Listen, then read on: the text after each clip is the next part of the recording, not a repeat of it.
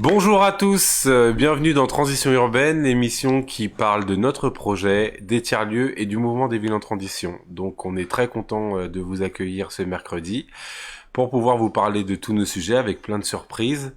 Et pour commencer, on va directement aller dans Mine in Situ. Donc là, en fait, la Mine in Situ, pour repréciser, c'est de rentrer un peu dans les coulisses de la mine. Et chaque semaine, on vous présentera des collègues salariés, des bénévoles, des services civiques ou des partenaires qui vous parleront de la mine sous le regard dans lequel ils s'investissent. Donc là, aujourd'hui, on a une invitée exceptionnelle, sans vanner. On a Corinne qui est là, Corinne qui travaille à la mine depuis maintenant 2 ans. Et donc je vais un peu avoir une discussion avec elle pour voir un peu ce qu'elle fait et ce qu'elle pense un peu de la mine. Donc salut Corinne. Bonjour. Bon, ça commence bien. Ça commence bien.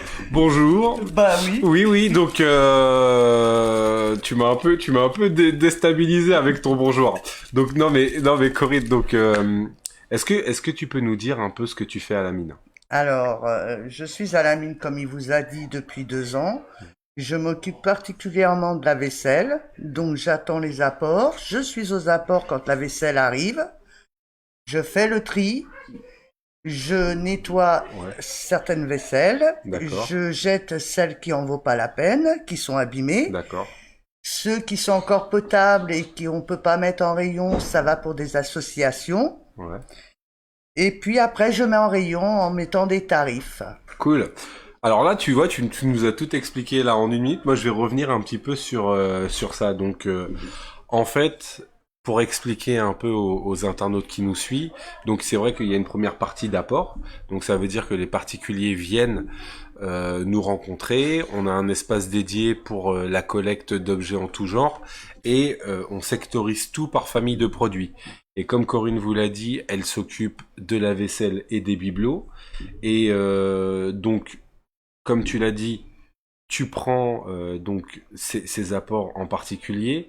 Et après, comment tu fais Alors, je trie. Oui. Et puis, comme j'ai dit, tout ce qui est fêlé ou quoi que ce soit va dans certaines poubelles pour le recyclage. Mmh. Tout ce qui est potable, mais qu'on peut pas mettre en rayon, ça va pour une association.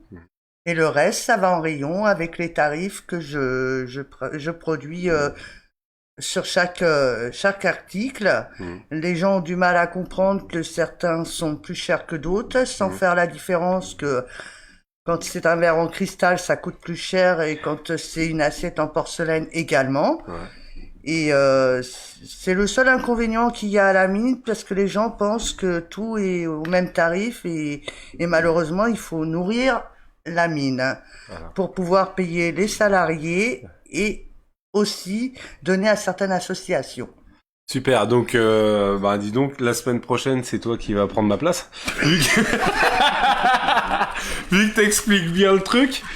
Non, mais après, peut-être pour compléter, c'est vrai qu'effectivement, le travail qu'on fait, parce qu'il y a beaucoup de gens qui se demandent, oui, mais vous, à la mine, vous recevez des dons, vous les remettez en vente. C'est vrai qu'on est un peu sur le même principe que Emmaüs. Et c'est vrai que déjà, c'est un projet d'économie sociale et solidaire. Donc, on a une activité économique.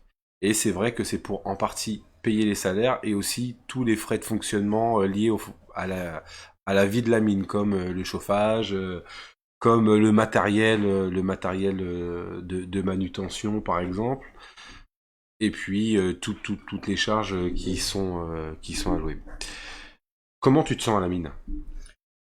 Bah, si je me fie à mes collègues, ça se passe très bien. Ouais. Bon, qui se concerne les encadrants, on peut peut-être pas en dire autant dans le jeu plaisant. Vas-y. Je trouve que c'est remotivant pour le futur quand on veut retravailler. D'accord. Donc après moi et là tu parles pour toi, ça t'a apporté un plus? Oui, ça m'apporte un plus déjà question budget. Ouais, c'est clair. Et puis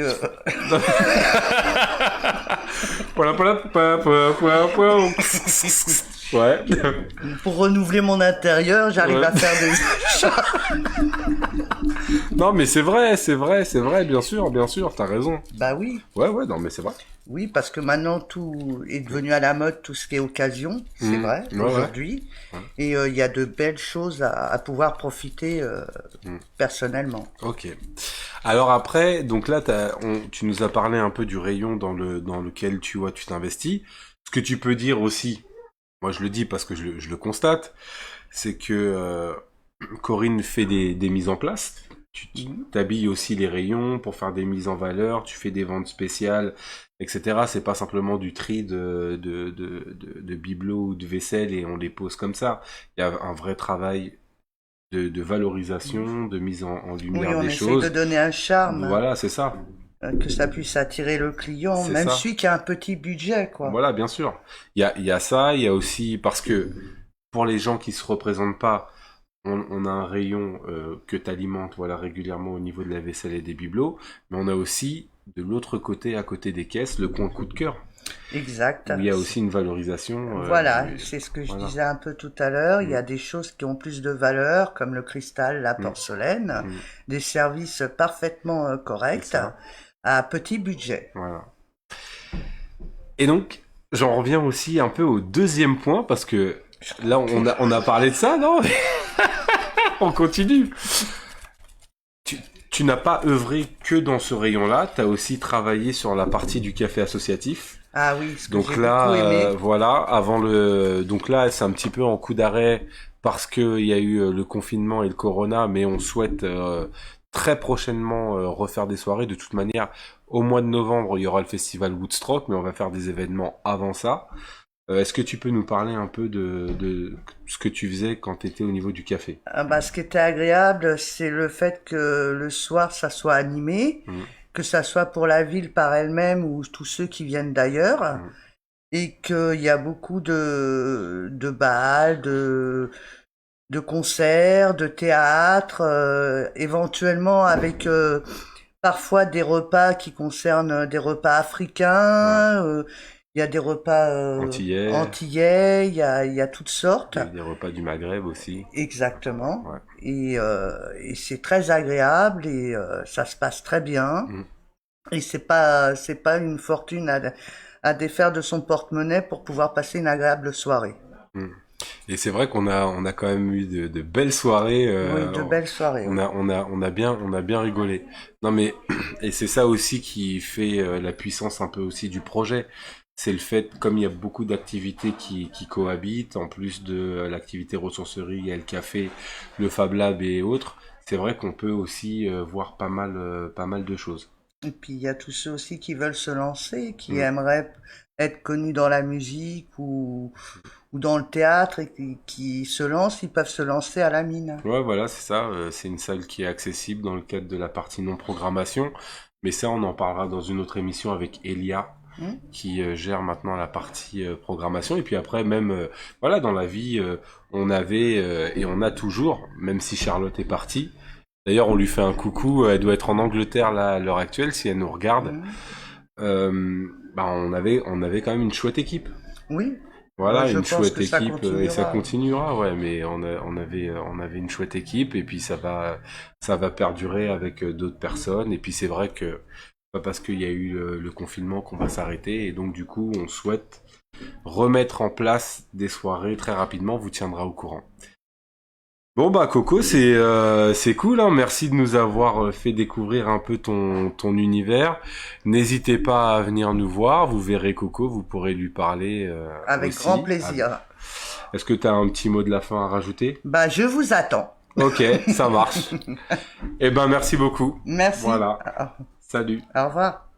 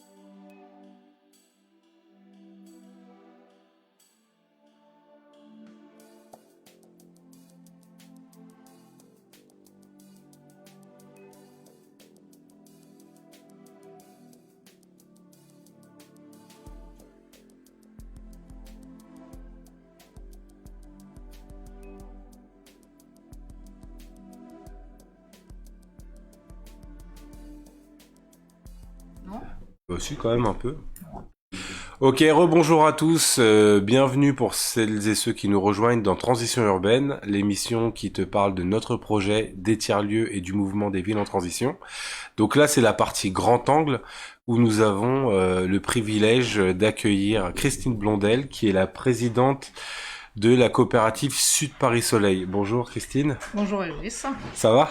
Très bien. Super. Donc c'est bien que tu sois là parce que la semaine dernière, en fait, on avait ici même Anne-Lise qui était une représentante du mouvement des villes en transition au niveau Île-de-France qui nous a parlé un peu de la genèse de ce mouvement et on a parlé bien évidemment de toutes les initiatives qui peuvent permettre de plus utiliser les ressources fossiles, notamment pour l'énergie. Et c'est vrai que dans la construction des émissions, on s'est dit forcément au niveau local où on est, on ne pouvait pas ne pas vous voir la coopérative Sud Paris Soleil. Donc, est-ce que tu peux déjà nous présenter le projet avant qu'on rentre dans le détail ? Oui. Alors d'abord, un petit rectificatif. Oui. Je ne suis pas présidente de la coopérative. Ah merde. Je suis juste membre du conseil de gestion. C'est un fonctionnement collaboratif, donc on est plusieurs à intervenir, à droite et à gauche. Je suis juste présidente de l'association Cachan Soleil, qui a été créée avant la coopérative et qui a porté le projet de la coopérative. D'accord, très bien. Voilà. Donc c'est Thomas Leroux qui est le président de la coopérative. Tu me dis où est-ce que je dois reprendre ? Ouais, tu dis. Est-ce que vous pouvez un peu parler pas trop fort ? On est en train de tourner l'émission. Ouais, s'il te plaît, ouais. Ouais, c'est bon.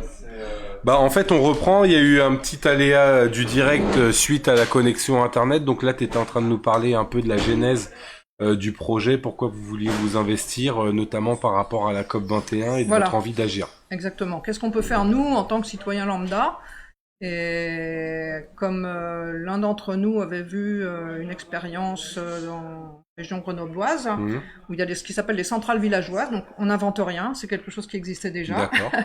On part pas dans le noir, dans le bleu, donc c'est des citoyens qui se regroupent pour financer des investissements d'installations solaires photovoltaïques ou d'installations éoliennes, enfin d'énergie renouvelable. Et qui en même temps essayent d'agir pour la transition. Alors ça c'est de la sensibilisation, soit dans les écoles, soit dans les forums, soit à droite et à gauche, les Green Day, les fêtes de la transition, les fêtes de la nature, etc. Mais surtout les écoles, on trouve que c'est très important parce que en fait c'est les enfants qui vont transmettre ce qu'il faut, enfin, l'importance du sujet pour le futur. Ouais, bien sûr. Et ce qu'on peut faire à chacun à notre niveau. Et donc, du coup, est-ce que tu peux, de manière très concrète, revenir sur donc l'association dont tu étais la présidente, c'est-à-dire qu'à partir du moment où vous avez eu ce constat, vous avez fait ça, comment ça s'est matérialisé jusqu'à présent, enfin comment ça s'est matérialisé concrètement ? Au début ça a été la galère. Ouais, merci de le dire parce que il faut le savoir quand on fait des projets, il y a des périodes de galère dans tous les projets. Ah ça c'est sûr. Parce qu'au début on a visé des petits toits de particuliers dans notre quartier, des pavillons anciens, bon ça c'est pas rentable donc on a abandonné. Et puis ensuite EDF très gentiment a baissé le tarif de rachat de l'électricité produite par installation photovoltaïque. Donc ça, évidemment, ça a baissé complètement la rentabilité de ces projets. Bien donc sûr. Ça a été aussi un coup de bambou. Bon, mais on s'est relevé. Ouais, ça c'est... Et donc maintenant, on vise des toits assez grands, même des grands toits. Et c'est la seule manière d'assurer la rentabilité des projets. Et très concrètement, on vient d'installer des panneaux solaires sur le toit terrasse d'une école, une école primaire à Cachan, qui s'appelle l'école La Plaine.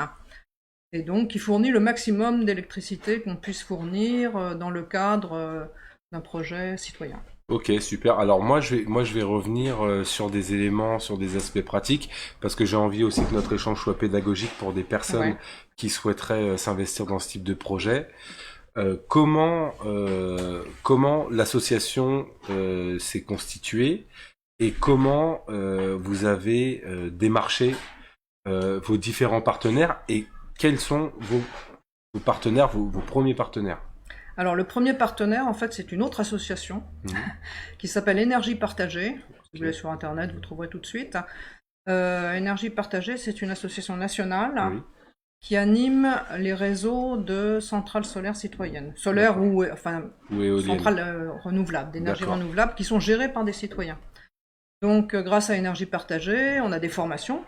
D'accord. Nous, on n'y connaissait rien. Hein. Oui, bien sûr. Enfin, sauf quelques-uns d'entre nous qui ont des compétences. Je pourrais parler des compétences après. Voilà, c'est ça. Mais a priori, on n'était pas compétents dans ce type de projet. Donc, des formations, de la mutualisation avec les autres projets qui existent, des outils de partage de documents, d'informations, de suivi de la législation, parce que tout ça, on ne peut pas faire tout ça nous-mêmes. Bien sûr, bien sûr. Des informations sur le juridique, sur le financier, sur la communication. D'accord. Des retours d'expérience de projets qui existent déjà. Ouais, c'est vraiment une tête de réseau, quoi. Ah oui, c'est essentiel. Si on n'avait pas eu Énergie Partagée, on ne se serait pas lancé là-dedans. D'accord, bon, c'est voilà, bon à clair. savoir pour les nouveaux c'est clair, porteurs pour ce projet, type de projet, voilà, c'est ça. on ne peut pas réinventer la roue, il faut profiter de l'expérience des Bien autres.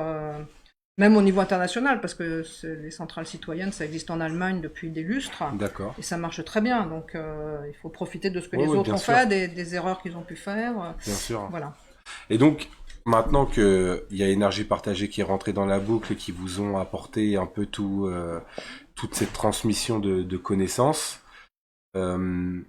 comment s'est fait le contact avec les partenaires institutionnels et les partenaires privés?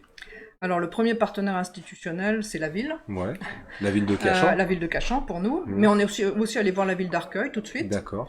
Alors ça, après, ça dépend des mairies. Oui, bien sûr. Donc, la ville d'Arcueil, on était en 2016, nous a très bien reçus. La ville de Cachan, à l'époque, moins bien. Mais avec la nouvelle municipalité, ça se passe très bien. Okay, très bien, faut le dire, hein, donc, quand ça se passe bien sûr. très bien. D'ailleurs, excuse-moi, mais j'en profite un peu pour faire un petit tease. Le 28 novembre, le mercredi 28 novembre, il y a Madame Decaux-Marmont qui viendra sur notre plateau pour parler des mouvements de ville en transition, donc la maire de Cachan. Voilà, et qui a tout de suite soutenu notre projet. Je pourrais rentrer plus dans le détail dans la manière dont la ville a soutenu. Mais on a le temps, mais c'est essentiel, c'est essentiel de soutien des villes. Parce qu'il y a d'autres centrales citoyennes qui essayent de monter des projets dans des communes où la municipalité, on va dire, n'est pas vraiment partante. Bon, bah, c'est pas la peine. Voilà, donc ça c'est un conseil que tu donnerais, il faut vraiment avoir un soutien institutionnel. Il faut avoir le soutien. L'idée c'est d'avoir un partenariat avec les collectivités locales. D'accord. Et pourquoi D'abord parce que ça assure de la crédibilité, c'est-à-dire les gens vont faire plus confiance à un projet qui est soutenu par une ville que à trois zozos dans un coin qui disent on va mettre des panneaux sur un toit. Bien sûr. Donc crédibilité. Ensuite communication. Oui.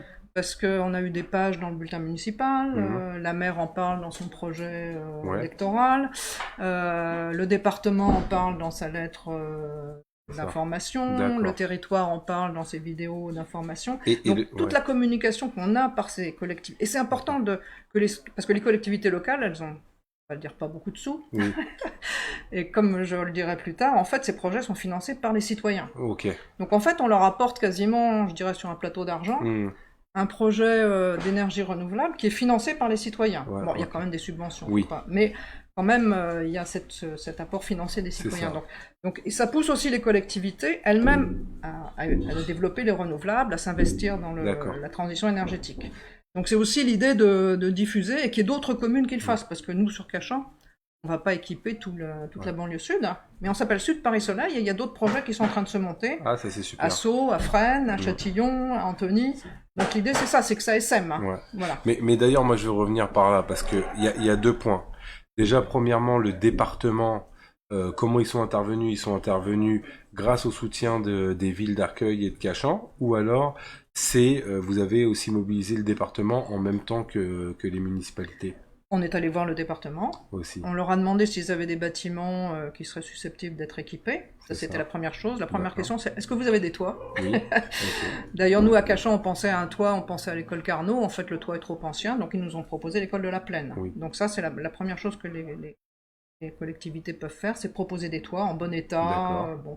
Oui. Et le département nous a soutenus ensuite, et la ville, les 2 villes de Cachan et d'Arcueil également, en devenant sociétaire de la coopérative. D'accord. On a créé la coopérative en janvier 2019. C'est récent, ça fait à peine plus d'1 an. Vous avez monté la coopérative parce que vous aviez le soutien des collectivités? Non, on est obligé de monter une coopérative, c'est-à-dire en fait une société commerciale. D'accord, très bien. Parce que c'est une entreprise en fait. D'accord. C'est une coopérative, c'est une entreprise enregistrée au registre du commerce, avec un cabis et tout ça.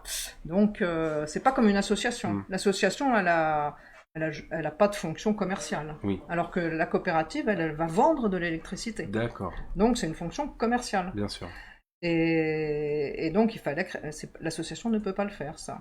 Et en quoi l'association, maintenant qu'il y a la coopérative qui est montée, elle est complémentaire Alors voilà, on arrive au deuxième volet de notre objectif, qui est la sensibilisation à la transition énergétique. D'accord. Et donc c'est l'association qui, par exemple, va monter le projet pédagogique avec une autre association qui s'appelle La Bouilloire. Oui, d'ailleurs on leur passe le bonjour.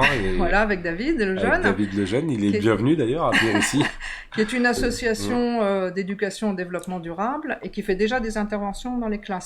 Donc on a travaillé avec eux pour mettre au point une série d'interventions où on met l'accent justement sur la transition énergétique, sur les renouvelables et surtout sur les économies d'énergie, parce que ce que j'ai pas dit au début, c'est que ça paraît un peu bizarre de produire de l'électricité alors qu'on dit on veut faire une transition énergétique. Alors, on sait que la transition, la première chose, c'est consommer moins. Oui, bien sûr. Donc à chaque fois, la première chose à dire, c'est sobriété, consommer moins. On sait qu'il faut consommer au moins un tiers d'énergie en moins. Oui, bien sûr. Et puis ensuite de l'efficacité, c'est-à-dire ne prendre que des appareils ou des machines, etc., qui consomment le moins possible. Et puis en troisième, seulement les renouvelables. D'accord. Ça, c'est le scénario qui permet d'aller vers un mix énergétique, enfin une production d'électricité qui soit la plus compatible avec les objectifs de la COP21 pour réduire la production de gaz à effet de serre. C'est ça. En fait, moi, ce que je vois, c'est qu'il y a déjà un volet citoyen important. C'est un projet quand même global qui pose la question de nos modes de consommation d'une manière générale, comment être plus respectueux des ressources naturelles qui ne sont pas éternelles. Ça, on le sait. C'est un projet concret, mais par contre, j'aimerais bien que tu reviennes, parce qu'on a un peu éludé vite fait la question des partenaires financiers, mais il y a aussi comment vous avez mobilisé les citoyens. D'accord. Voilà. Alors, côté partenaires financiers, donc les deux villes de Cachan et Arcueil sont sociétaires, elles ont pris chacune 25 parts. Le département a pris... plus 50 parts, je crois. Parce que le statut, c'est quoi? C'est une SCIC? Oui, c'est une société coopérative d'intérêt collectif. Voilà, parce que c'est une seule... Alors ça, c'est important, parce que une coopérative, ça veut dire qu'il n'y a pas de but lucratif. Exactement. Non, mais c'est important. Les gens, quand ils prennent une part, les parts sont à 100 €. Quand ils prennent une part, c'est pas de la charité. C'est pas un don. Non. C'est une part d'une société, c'est-à-dire qu'au bout de 5 ans, ils peuvent la revendre. Et normalement, elle aura pris un petit bénéfice. Mais c'est pas pour faire des bénéfices faramineux. C'est pas de la spéculation. Parce que la plus grande partie des bénéfices, elle est réinvestie dans le projet. D'accord, très bien. C'est le principe des coopératives. C'est le premier principe, pas de but lucratif. Et le deuxième principe, c'est une gouvernance démocratique. C'est-à-dire que même si vous avez 100 parts, eh ben vous avez une voix en assemblée générale comme celui qui a une seule part. C'est-à-dire que c'est pas... Alors que dans une société commerciale habituelle, c'est celui qui a le plus grand nombre de parts, et ben il a autant de voix, enfin un nombre proportionnel de parts au nombre de voix. Oui, bien sûr. Alors que là, c'est pas le cas. C'est un homme, enfin une personne, une femme ou un homme. Oui. Égale une voix. D'accord. Bah oui, on a j'allais presque dire désaliéné d'une condition qu'on nous a rabâchée. Oui, bien évidemment. C'est une personne égale une voix. Ça. Donc ça, c'est le principe des coopératives. Donc alors à propos du financement. Donc il y a les collectivités qui ont pris des parts, et surtout il y a la région Île-de-France aussi qui subventionne elle directement l'investissement par un appel à projet. D'accord. Donc ça c'est un budget spécial, mais qui n'est pas pérenne. On espère qu'il va se prolonger dans les années qui viennent, mais c'est pas garanti. C'est pas garanti. Bien sûr. Voilà, et là la région Île-de-France a bien subventionné l'investissement. Bon bah c'est super. Après, j'allais revenir sur les citoyens. Alors les citoyens, l'important c'est le réseau. Bien sûr. Donc, je suppose que tu connais le réseau Carnouette. Oui. C'est une liste de discussion sur un quartier qui en fait s'est étendue à une grande partie de la ville de Cachan. Voilà. Et qui recense maintenant, je crois, au moins 600 personnes. Voilà, j'allais dire 600 personnes, ouais. Voilà, exact. Une liste d'échanges, de services, de dons, d'échanges d'informations sur des spectacles, de demandes de nounous, etc. Et donc, par ce réseau, on connaît quand même pas mal de gens. D'ailleurs, c'est parti plus ou moins de ce réseau-là. Et puis après, il y a le réseau de la MAP, il y a les gens de la mine, les gens de la Bouilloire. En fait, moi, je pense que cette idée de ville en transition, ça viendra du bas, ça viendra pas du haut. Et ça viendra du bas via les associations et les organismes, les institutions de ce type-là, c'est-à-dire qui finissent par créer des liens, parce que tout ça, ça va tout dans le même sens. Ouais, bien sûr. Et donc, c'est par ce réseau-là qu'on a eu connaissance de personnes susceptibles d'être intéressées. Et après, ce qu'on a fait, c'est on a fait une projection d'un film à la Pléiade, le cinéma de la ville de Cachan, le film Après-demain de Cyril Dion, avec un débat après, avec des gens d'énergie partagée et puis des gens de la coopérative. Il y avait 200 personnes, donc ça a bien, c'est bien, bien sûr. Ça a bien, bon, c'est un film qui est grand public, qui est très mobilisateur. Très enthousiasmant après. Voilà, tout à fait, très mobilisateur. Donc on a fait la projection de mardi, et le samedi on a fait la fête de lancement de l'AG. Ok, bah oui, bien sûr. de la coopérative. C'était pas l'AG, enfin c'était la fête de lancement. Et c'était ce jour-là qu'on a fait cette photo d'ailleurs, où il y avait plus de 100 personnes. Avec des gâteaux, en forme de soleil, avec de la musique, avec des fêtes des jeux pour les enfants. Il faut que ce soit un peu festif aussi, parce que bon, c'est ce que mettre des panneaux sur un toit, c'est pas forcément très sexy. C'est vraiment aussi un des grands principes. Mais c'est aussi l'idée de se retrouver, de boire un coup, voilà, un peu comme à la mine. Bah voilà, c'est clair. Voilà. Non mais et ce jour-là, on a levé, je sais plus, 15 000 €. Ah ouais. En une journée. Ah ouais, wow. Donc, ou dans la semaine qui a suivi. Donc, et in fine, on a levé au moins 30 ou 40 000 €. Ah ouais. Citoyens. Oui. Bah, c'est très important. Parce que de l'argent, il y en a. Oui. Il y en a de l'argent. Sauf qu'il n'est pas ni dans les poches de l'État, enfin, quoique récemment, on a vu que finalement, on pouvait en créer. Mais c'est une autre question. Ça, c'est une autre question, ni en tout cas dans celle des collectivités. Mais en revanche, il y a des citoyens qui ont de l'argent. Ouais. Et plutôt que de mettre son argent à la banque, où ça va ça peut aller en tout cas dans les énergies fossiles ou dans les fonds de pension américains, et ben il vaut mieux le mettre dans un projet local, c'est vrai, qui a du sens, qui fait marcher l'économie locale. On a pris des panneaux français, qui fait travailler des ouvriers français, une entreprise française, et qui a quand même du sens. Ouais, bien sûr. Voilà. Non, mais de toute manière, après ça c'est un magnifique exemple qu'on voulait illustrer ici, parce que c'est exactement dans la démarche dans laquelle nous on est aussi ici à la mine. Et c'est pour ça aussi qu'on fait cette émission, pour pouvoir promouvoir un peu ça et dire que c'est possible. Voilà, c'est possible d'agir. C'est possible d'agir. Parce que il y a alors c'est possible d'agir même dans la coopérative. On peut évidemment prendre une part et puis c'est tout, c'est déjà bien. On reçoit la newsletter tous les 2 mois, on est informé, ensuite le projet, on en parle autour de soi, ce qui est déjà énorme. Ouais. Rien que d'en parler autour de soi, c'est déjà contribué.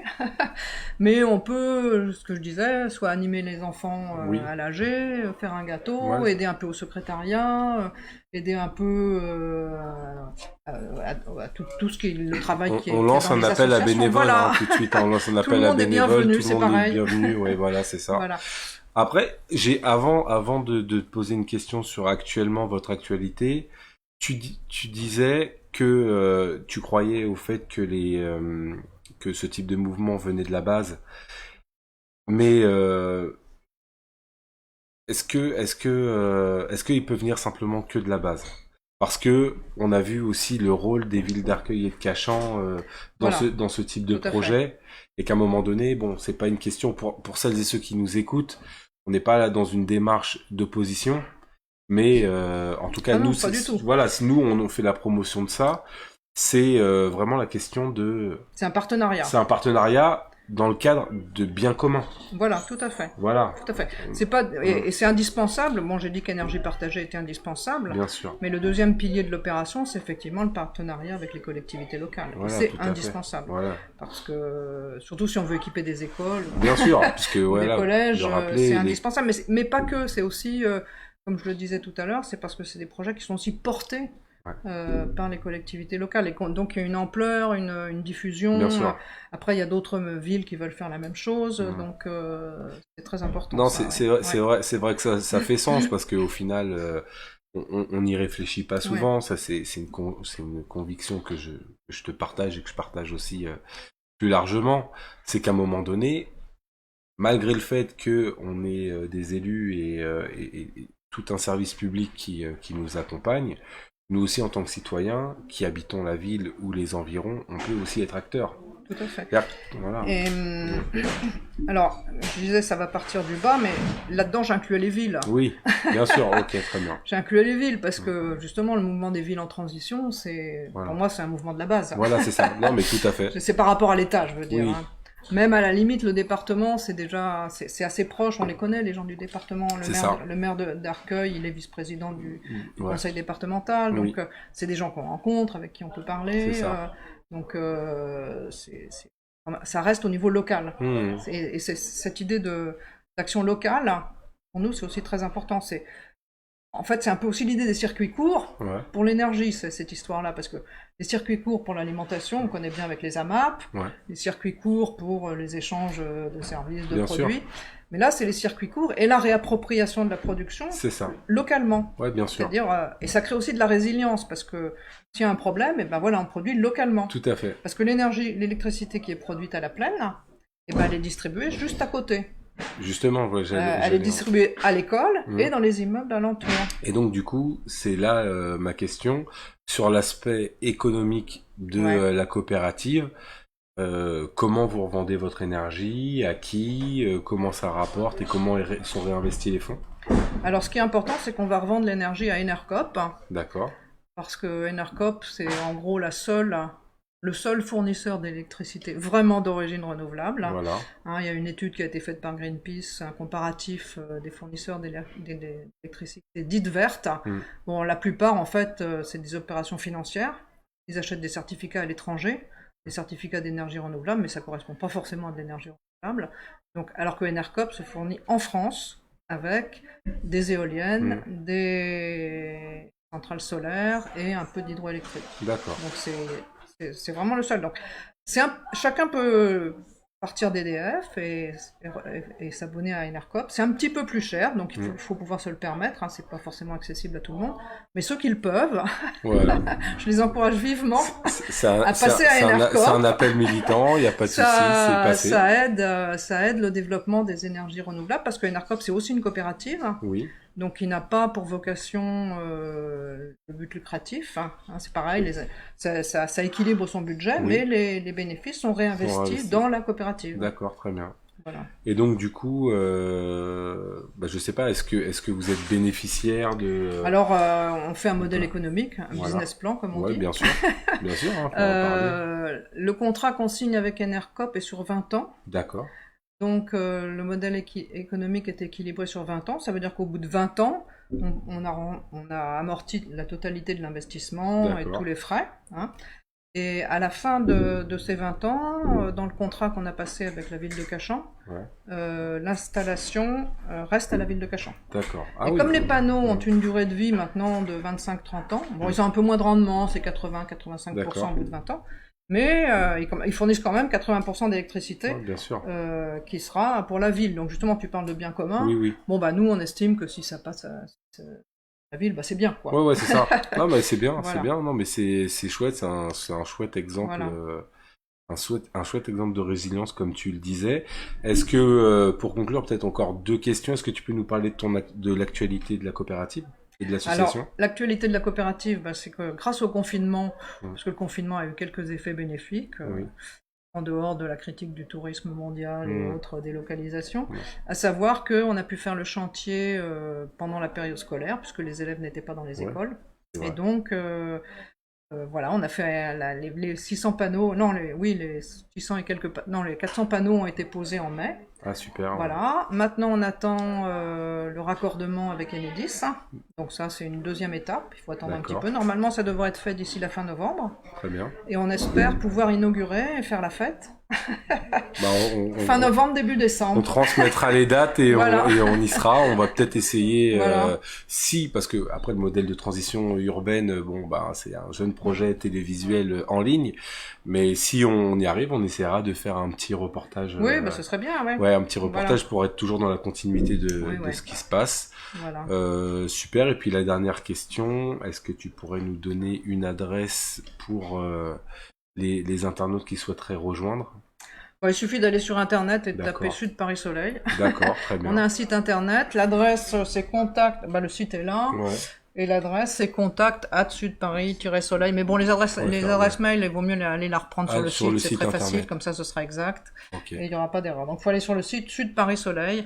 Et vous trouvez en plus, en gros, l'histoire du projet, toutes les lettres d'information depuis le début, toutes les galères. Ok, super. Non, mais il faut y aller parce que quand on est porteur de projet ou qu'on veut se lancer dans un projet comme ça, il faut aussi consulter les galères. Voilà. Pour être pleinement conscient. Pour savoir qu'on peut en sortir. Voilà, exactement. et que ça vaut le coup surtout. Voilà. Bah, en tout cas, Christine, merci beaucoup de ce temps précieux. J'espère que les internautes ont été contents comme je l'ai été. Voilà, donc vous êtes bienvenus pour prendre des parts, pour suivre l'info, même pour simplement vous inscrire pour avoir la newsletter, ça permet d'avoir les informations sur le projet et donc les projets futurs dans d'autres communes. Super, bah on viendra faire la fête à la fin de l'année. Merci. Voilà, merci à toi. Au Salut. revoir. Ouais.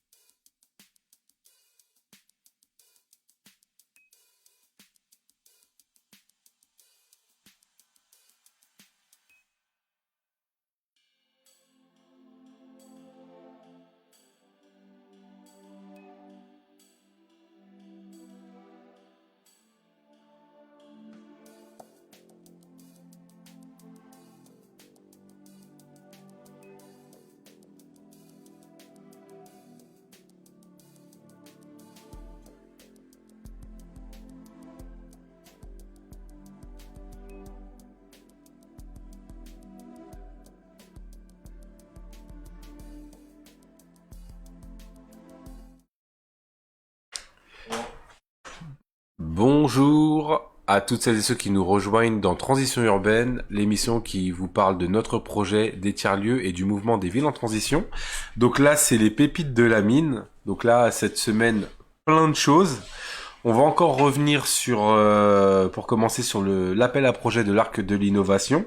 Donc c'est un appel à projet qui s'adresse à toutes les personnes porteuses d'un projet innovant au sens large, pas forcément technique, ça peut être aussi sur le champ social, environnemental, qui a un impact positif et qui est situé en fait dans l'arc de l'innovation en fait qui est de part du boulevard périphérique de la Porte Pouchet à la Porte de Vanves. Donc toutes ces personnes peuvent y participer et en fait les critères que l'arc de l'innovation, donc qui est un projet qui est géré par la société Paris & Co demande, c'est que ça soit un projet qui contribue à l'économie locale et qui est créatrice d'activités, qui contribue à l'emploi local et à l'insertion, qui contribue également à l'attractivité, à la revalorisation de l'image du quartier, qui participe à l'animation du territoire et à la vie de quartier, et qui participe à l'inclusion des populations les plus fragiles.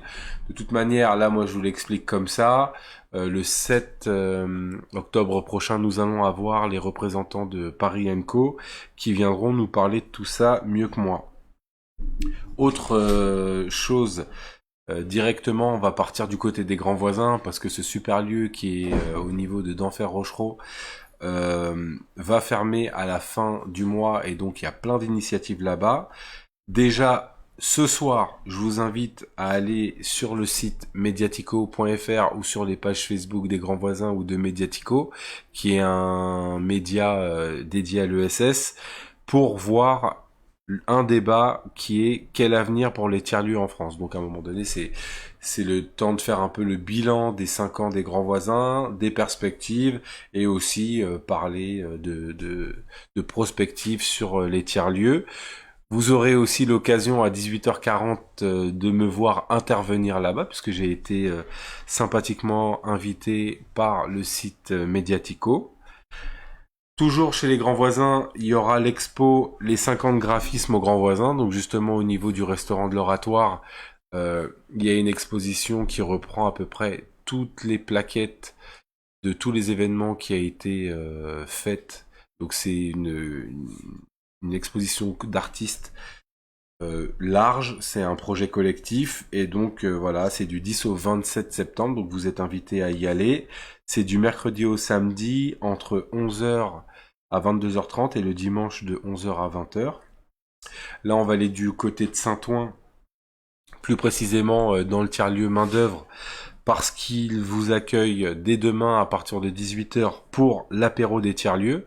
Donc c'est un apéro en fait réseautage qui est destiné principalement aux porteurs de projets et à toutes celles et ceux qui sont intéressés par ce mouvement, mais je pense que c'est des gens qui sont accueillants, donc d'une certaine manière vous êtes aussi tous les bienvenus. C'est à partir de 18h, oui voilà, à main d'œuvre. Et ce week-end, il y a aussi une exposition dans le cadre de la journée du patrimoine à main d'œuvre. J'ai oublié le nom de l'exposition, vous m'excuserez, mais vous êtes invité à aller la voir. J'avais vu et ça a l'air d'être vraiment très sympa. On continue toujours avec un mouvement qui est lié directement avec, une fête qui est liée directement avec le mouvement des villes en transition. C'est la fête des possibles. Donc là, du 12 au 27 septembre, dans toute la France, il va falloir aller sur le site internet. Tous les acteurs et toutes les actrices du changement, comme Sud Paris Soleil par exemple, vous proposent des différentes initiatives pour valoriser leurs projets ou pour faire de la sensibilisation sur ce qu'ils font. Donc essayez d'aller sur le site, taper sur...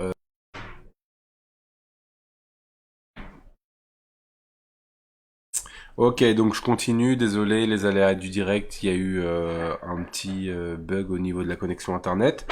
Donc je reviens tout de suite aux pépites de la mine avec le festival de la transition qui est à Suresnes. Donc pareil, l'association Liberté Mont-Valérien vous propose le vendredi et le samedi prochain donc une série d'actions autour du mouvement des villes en transition. N'hésitez pas à aller sur la page Facebook ou sur internet, vous tapez sur les moteurs de recherche Festival de la transition à Suresnes et vous aurez toutes les informations. Et enfin, dans le cadre toujours des journées du patrimoine, nous vous invitons à aller à Montreuil au niveau des murs à pêche. Donc c'est vraiment un monument là-bas, les murs à pêche. C'est une zone qui tente par tous les moyens d'être préservée pour garder, enfin c'est l'ancien mur à pêche, où il y a tout un tas d'animations et justement d'initiatives résilientes, transitionnelles, citoyennes, sociales, tout ce que vous voulez. Là-bas, c'est toujours dynamique, il y a énormément de monde, c'est toujours bon enfant, c'est familial. Donc n'hésitez pas à y aller, c'est de midi à 22h et il y a tout un tas d'animations que vous pourrez voir sur les moteurs de recherche ou les réseaux sociaux. Voilà, j'en ai fini avec les pépites de la mine et je vous attends pour Transition Urbaine, le projet.